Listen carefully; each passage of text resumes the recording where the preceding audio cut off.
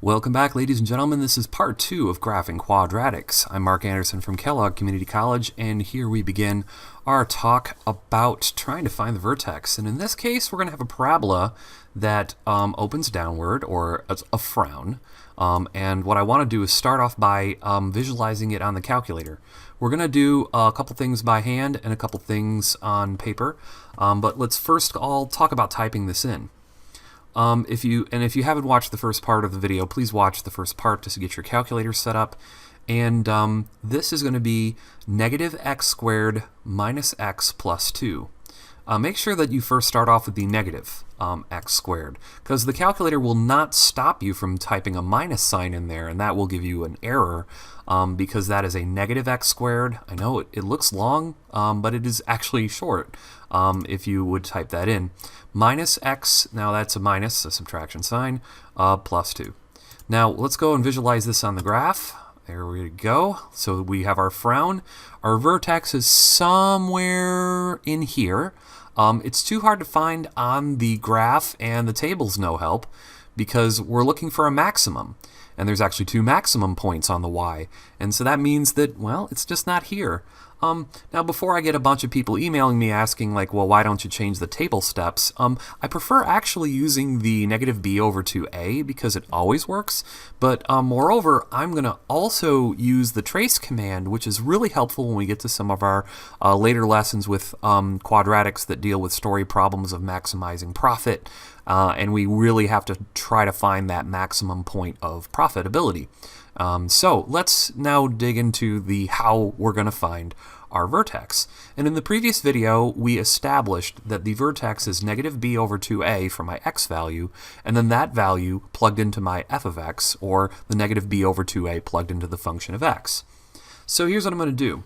I am going to do that on my calculator.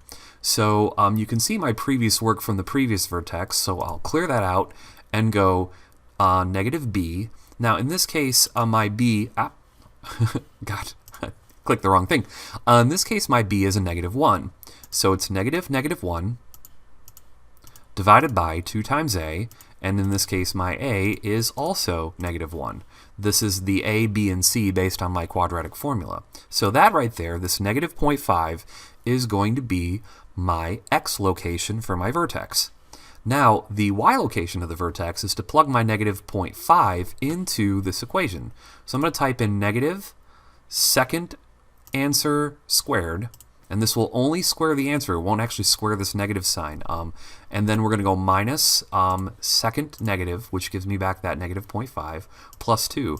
You can see that this actually saves me from typing a lot since I have negatives, and that will be my vertex y value. Now, I will show you that you also could have used, with parentheses and the proper places for negatives and such, you could have typed in this into the equation without using the answer function, such as this. So I'm just going to continue to show you this straight out, and you will get the answer of 2.25. So there's my x and my y value. The x value is negative 0.5. My y value is 2.25. Now what I'm going to do is scroll down a little bit so I can show this and plug this into my graph here. Let's bring the calculator back and let's visualize it again. So it looks like it's mostly in the second and third quadrant with a little bit of escape into the first and fourth. So now I've got my vertex, which is going to be negative 5 and 2.25, and I'm going to use my table to get me other points. So I'm going to freeze that screen and put down my vertex. Again, my vertex in this case is going to be the coordinates of that negative 0.5 and 2.25. So that's about halfway between 0 and negative 1, and 2.25 is about right there. Let's go and now take a look at my other points. So I've got negative 1 and 2, and 1 and 2. All right, so there is that. Oh, sorry, 0 and 2. Sorry, that's the wrong point, so let's not look at that. But we've got now negative 2 and 0, and we've got 1 and 0. And there's my frown. There's my frown, and through that vertex, ooh, sorry about the curve there. Through that vertex, I'm going to put my axis of symmetry. So my axis of symmetry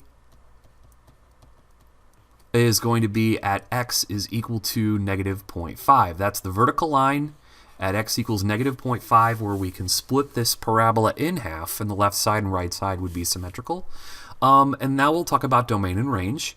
As in the previous video, we can say that the domain is going to be all real numbers, because the lowest possible x value on either side and the highest possible x value on that side will be negative infinity to positive infinity, which is all real numbers. Yeah, no i's in this case, so get that imaginary number out of here.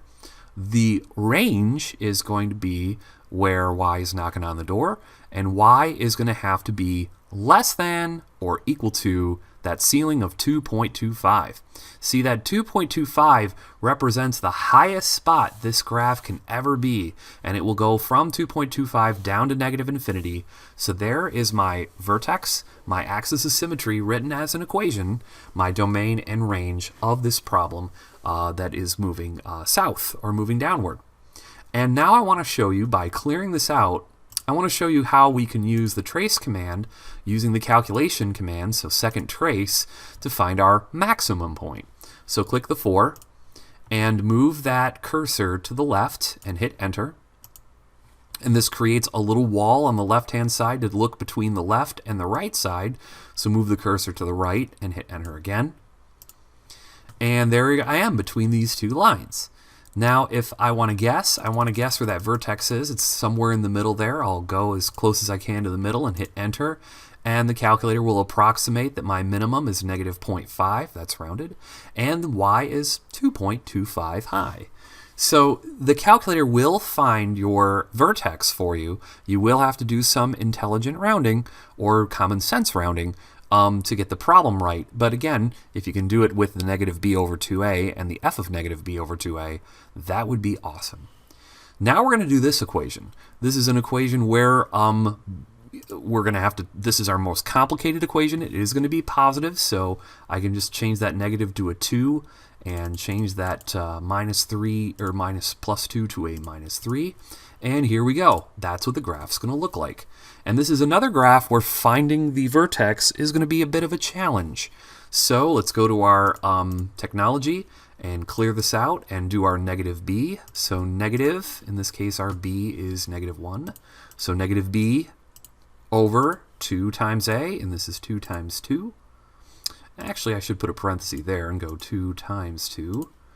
All right, and that way I make sure that the calculator does the order of operations correctly. So that's negative b over 2a. The b was the number in front of this x, and the a was the number in front of that. And there it is. There is our x value of 0.25, or 1/4 to the positive side of the origin. That's our x value. Now what we will do is use this answer command, second answer, and you can see that I'm plugging that 0.25 into that equation for every instance of x. Minus second answer, minus 3, and here is our height. That vertex is going to be 1/4 to the right and 3.125 units down from the origin. So there, my friends, is going to be that location, and if you take a look here, that kind of makes sense. A little bit to the right from the origin and 3.125 down from there. Now we're going to use our table here to help us graph the rest of these, and you'll see that these points are not very symmetric, and that was because the vertex was not symmetric. The vertex was not exactly between two numbers, so let's go and investigate that. Let's see, 0.25, which is going to be just a little nudge to the right, and then negative 3.125 is way down here, so let's put a little dot right there at 0.25 and negative 3.125. We are now also going to find some other points, so the other points, I'm going to choose 0 and negative 3. All right, so 3.125, so this dot could be, yeah, a little bit lower. And so we're going to have a dot there. We're going to have a dot at 1 and negative 2. So there's a dot here. So I kind of have this curve going like so. All right, and then I'm going to have another dot at 0. Well, hold on a second here. Negative 1 and 0. So here's one of my x-intercepts. On the other side, though, not so lucky, 2 and 3. All right, so this is not a symmetric copy right there, but this does give us our parabola. It is going to give us our axis of symmetry, which is going to be, oh no, my line curved a little bit. All right, there we go. Our axis of symmetry is going to be at that x is equal to a quarter. So again, the vertex, the lowest spot on this graph here, vertex minimum is going to be at the point 1/4 or 0.25 and negative 3.125.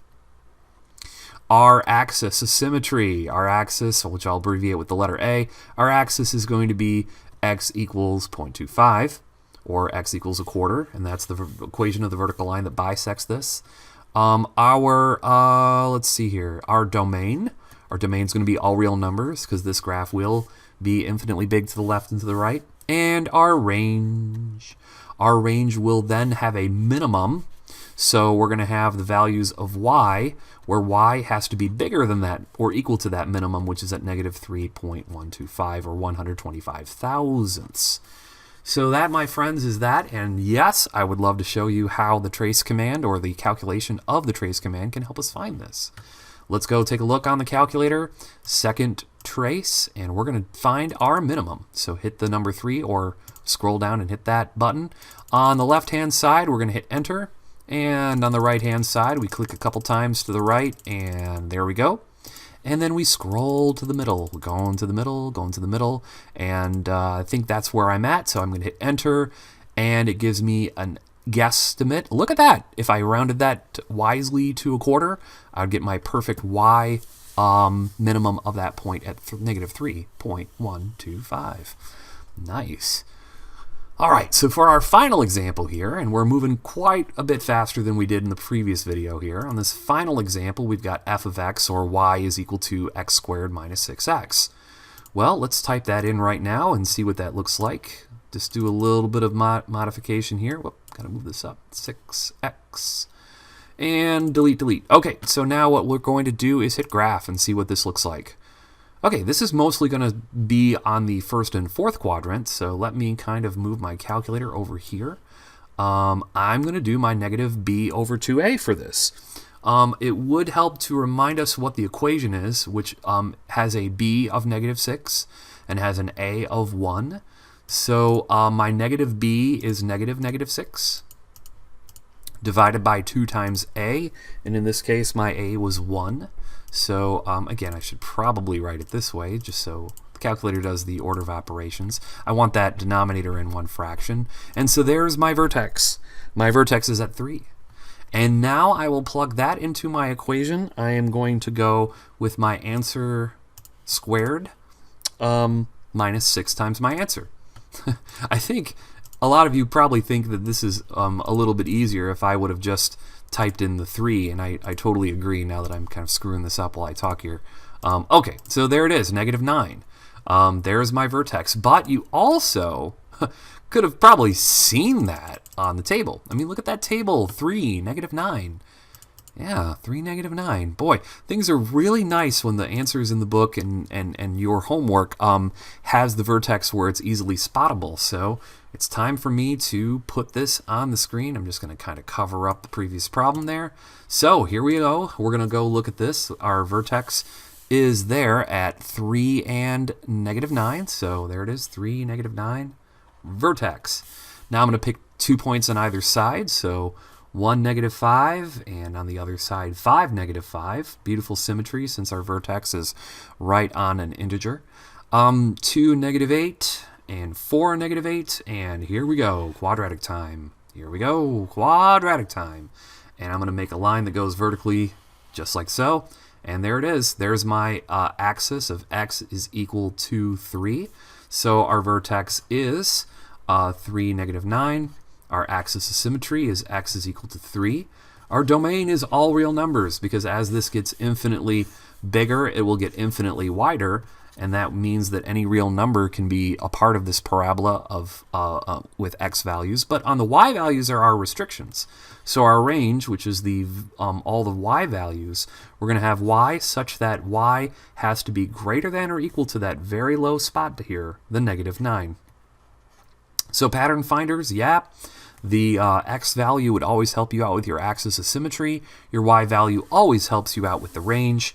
And the domain for at least these parabolas that open upward or downward in our second degree here, we'll have a real domain. All right, well, thank you for watching the second video to quadratic graphing.